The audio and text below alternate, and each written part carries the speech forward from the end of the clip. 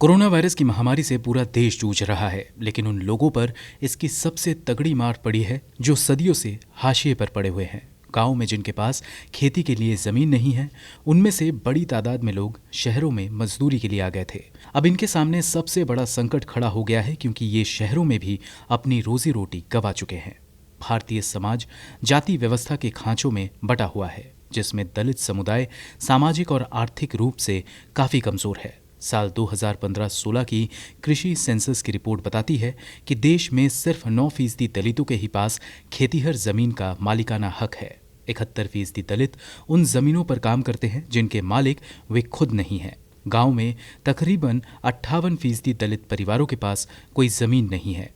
हरियाणा, पंजाब और बिहार में हालात सबसे ज्यादा खराब हैं, जहां 85% दलित भूमिहीन हैं और पूरे तरीके से गांव के बड़े किसानों पर निर्भर हैं।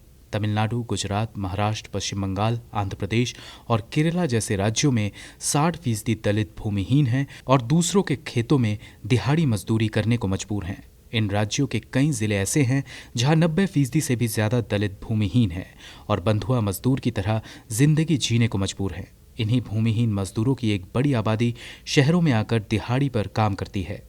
घर में सहायक, माली, सुरक्षा गार्ड, बेलदार, मिस्त्री वगैरह का काम करते हैं और वापस गांव में जाकर दूसरों के खेतों में काम करते हैं। जाहिर है, लॉकडाउन इन भूमिहीन दलितों के लिए किसी बुरे सपने से कम नहीं है, क्योंकि अब इनके लिए ना शहरों में काम है और ना ही गांव में।